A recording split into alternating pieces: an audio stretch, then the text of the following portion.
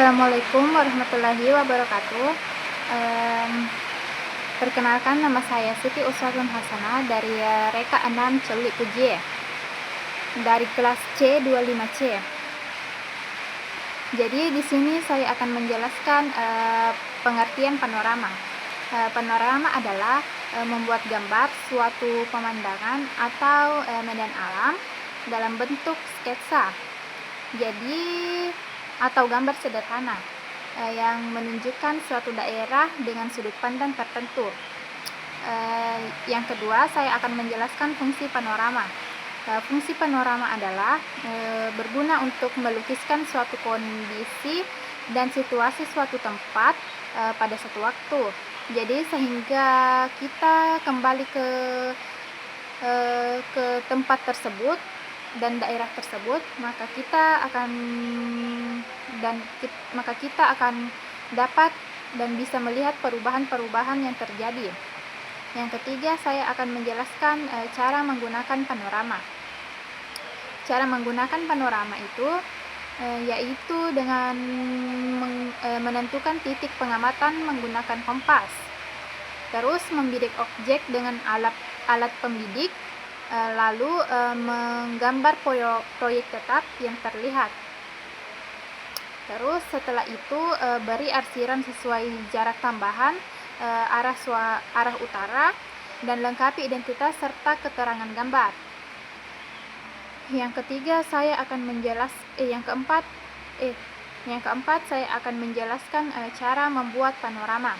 Yang pertama itu menyiapkan alat dan bahannya, seperti kertas gambar, pensil, penggaris, ballpoint, kompas, dan alat pembidik.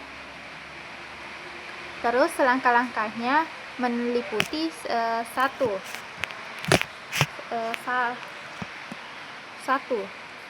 tentukan titik pusat menggunakan kompas. Yang kedua, bidik objek dengan alat pembidik. Yang ketiga, gambar objek tetap dan tidak bergerak. Yang keempat, beri arsiran.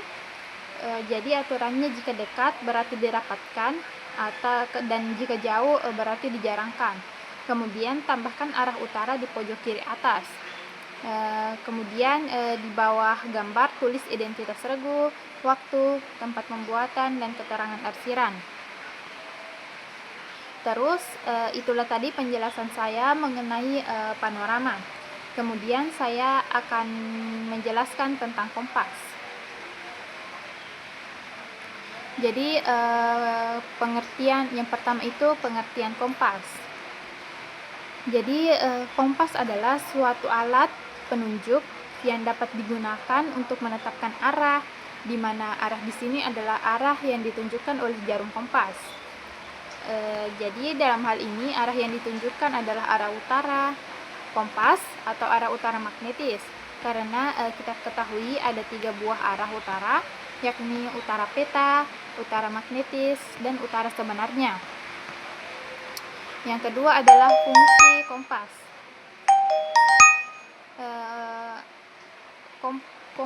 Jadi fungsi kompas itu untuk menetapkan, menunjukkan, dan memperlihatkan arah.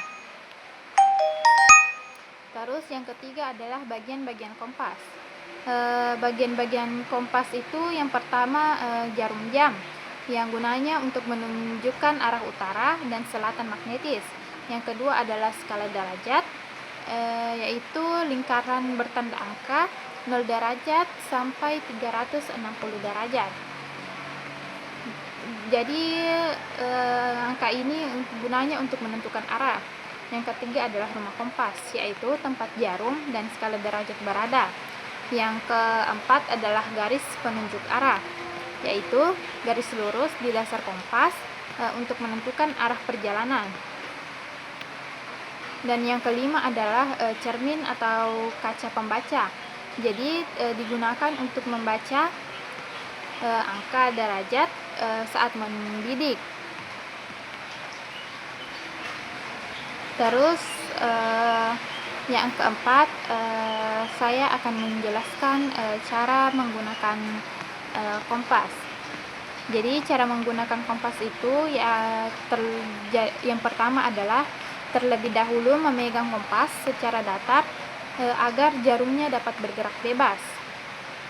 Terus setelah itu tunggu hingga jarum kompas berhenti dan menunjukkan arah utara magnetis. Kemudian putar badan atau peta hingga jarum kompas sejajar dengan tanda utara pada skala derajat. Kemudian tentukan arah yang ingin dituju berdasarkan angka derajat pada dial. Lalu gunakan garis penunjuk arah sebagai panduan menuju titik tersebut. Terus yang kelima adalah penjelasan tentang azimut dan back azimut. Jadi azimut adalah sudut pandang antara suatu titik dengan arah utara dari seorang pengamat. Jadi azimut ini disebut juga sebagai sudut kompas. Bila kita berjalan dari satu titik ke titik lain dengan sudut kompas tetap atau potong kompas, maka harus diusahakan agar lintasan perjalanan berupa satu garis lurus. Untuk itu digunakan teknik back azimut. Prinsip back azimut adalah untuk membuat lintasan berada pada satu garis lurus dengan cara membidikkan kompas belakang ke jarak dan muka tertentu. Terus rumus untuk menentukan back azimut. Yang pertama, jika azimutnya 180 derajat, maka back azimutnya yaitu sama dengan azimut ditambah 180 derajat. Dan jika azimutnya lebih dari 180 derajat, maka back azimutnya 180 derajat. Apabila azimutnya 180 derajat, maka bisa menggunakan kedua rumus itu, karena 0 derajat 360 derajat. Itulah tadi penjelasan saya mengenai panorama dan kompas. Sekian dari saya. Wassalamualaikum warahmatullahi wabarakatuh.